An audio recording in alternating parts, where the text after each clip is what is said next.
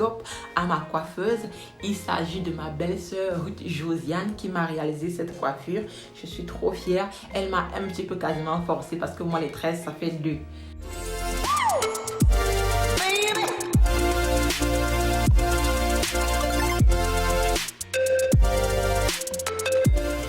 Hello la famille, coucou tout le monde, j'espère que vous allez bien et que la santé ça va. J'espère aussi que la nouvelle année continue de bien se passer et que vos objectifs ont bien été mis sur pied et que vous êtes en train de tout mettre en œuvre, tout faire afin de les réaliser. Ne baissez surtout pas les bras et dites-vous bien que tous les objectifs que vous vous êtes fixés cette année, vous allez les atteindre. J'espère vraiment que vous avez pris des bonnes résolutions et que vous n'allez pas stagner cette année, que cette année sera vraiment beaucoup meilleure que l'année dernière et que pour cela, vous allez tout faire pour. Alors, on se retrouve aujourd'hui pour cette vidéo. En fait, je vais la faire en 2 temps, je pense, parce que si je la fais une seule fois, on risque de prendre des heures. Donc, je poste d'abord cette première partie et la vidéo d'après, ce sera la seconde partie. On va parler de mon aventure capillaire et cette chose que je ne referai plus jamais, mais alors au grand jamais, avec mes cheveux. Si vous avez envie de transitionner, que vous êtes en transition, si vous venez de retourner au naturel ou alors même que vous galérez toujours avec vos cheveux, cette vidéo peut vous aider. Alors je vous invite fortement à l'écouter attentivement. Je profite également de l'occasion pour rappeler que mes coachings capillaires privés sont toujours disponibles. Je continue à prendre des places pour le coaching. N'hésitez pas à me contacter si vous galérez avec vos cheveux, si tout ce que vous appliquez dans vos cheveux ne marche pas, si votre routine c'est une catastrophe, si malgré tous les soins que vous faites, les bons gestes que vous semblez faire, vos cheveux ne réagissent pas, vous avez toujours la casse, la sécheresse, ils ne poussent pas.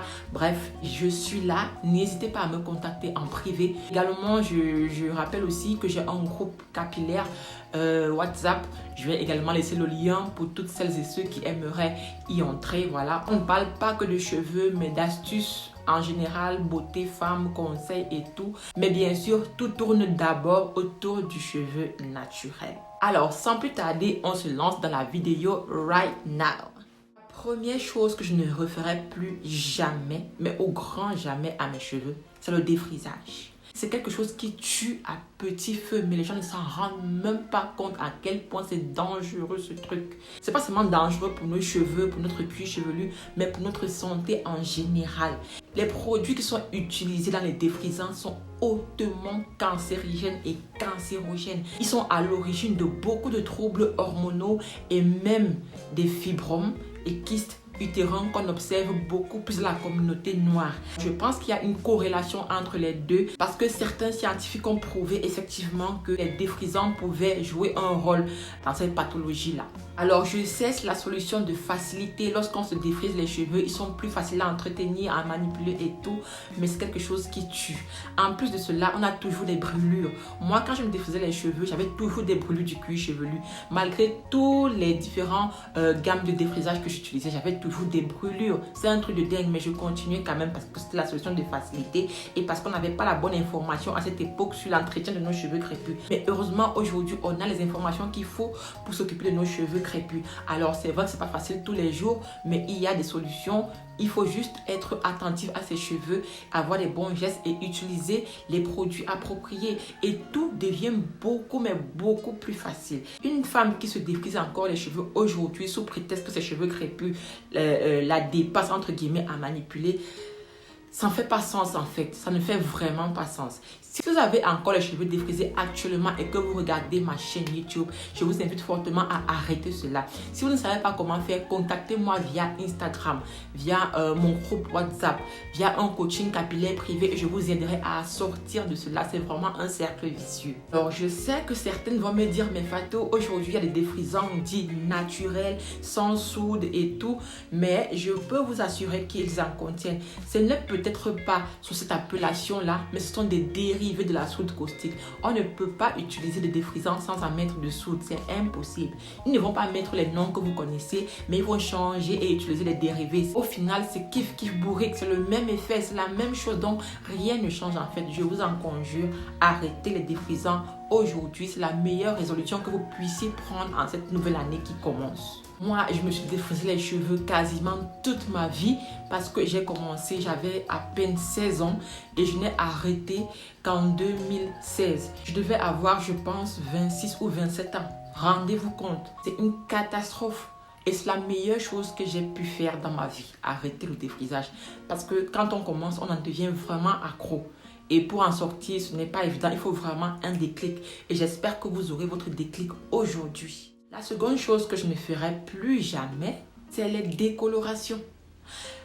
Quand je suis revenue au naturel, j'ai voulu avoir une couleur un petit peu blond comme ça, de façon clairsemée, pas totalement, le total look blond, non. Je voulais juste quelques, comment on va dire, quelques reflets, voilà, quelques reflets blonds un petit peu. Donc je me suis un peu renseignée sur YouTube pour savoir ce que ça avait comme effet dans les cheveux et tout et tout. Et enfin, ce que j'ai vu, on ne me disait pas que c'était dangereux. On me disait juste que c'est vrai que ça peut abîmer les cheveux, mais lorsqu'on prend soin, lorsqu'on redouble des fois dans notre routine capillaire, on peut avoir des cheveux sains, on peut les maintenir sains. Alors quand j'ai vu ça, je me suis lancée en me disant que voilà, et ça partirait quelque temps. Si jamais ça ne m'arrange pas, ça va s'en aller. Sauf que quand on fait une décoloration, c'est permanent. C'est pas comme si tu allais mettre ça là et le mois d'après ça allait s'en aller. Non, c'est vraiment permanent. Il faut que les cheveux repoussent pendant des années pour que les pointes colorées puissent s'en aller avec les casses. Sinon, ça ne va jamais s'en aller. Si vous faites une coloration ou une décoloration, rassurez-vous, ce sera permanent. Parce qu'on le dit, c'est permanent. En fait, moi, je n'avais pas vu les choses comme ça. Bon, ça, c'est même moindre. Le problème, c'est que la décoloration abîme vraiment, mais vraiment les cheveux. Et je n'avais pas fait la différence aussi entre les deux. Il y a coloration et il y a décoloration. La coloration, en fait, abîme moins les cheveux. C'est vrai que c'est aussi nocif, mais elle abîme moins les cheveux parce que ici, le processus consiste à pigmenter la fibre capillaire, en fait. On apporte des pigments sur la fibre capillaire. Par contre, la décoloration vient décolorer le cheveu. On retire tous les pigments. C'est super agressif pour avoir cette couleur blonde là. C'est ça en fait la décoloration. Donc c'est super agressif, la kératine est fortement abîmée et après c'est une catastrophe. Vous aurez beau faire des soins et tout, protéinés, nanani nanana, vous n'allez pas avoir des résultats probants. Nos cheveux crépus qui sont secs par nature et difficiles à manipuler vont encore devenir plus. Parce que la décoloration assèche davantage les cheveux. Imagine un peu, vous ajoutez la sécheresse dans la sécheresse, ça va donner quoi? C'est juste une catastrophe. Vous allez utiliser des tonnes de produits, ceci, cela, vous n'allez pas avoir, vous n'allez pas retrouver cette hydratation là dans le temps. Donc vraiment, je déconseille les décolorations, je déconseille même aussi les colorations. Gardez vos cheveux tels qu'ils sont. Ne cherchez pas à les rendre plus noirs, blonds, rouges, non. Ce n'est pas bon du tout. Si vous avez envie d'avoir une couleur un petit peu différente, je préfère encore que vous utilisiez les sprays colorants. Ce n'est pas permanent, c'est vraiment quelque chose qui s'en va au lavage. Et donc ça c'est mieux. C'est vrai qu'il y a aussi des produits à l'intérieur qui sont nocifs, mais ce n'est pas autant nocif que les décolorations et les colorations.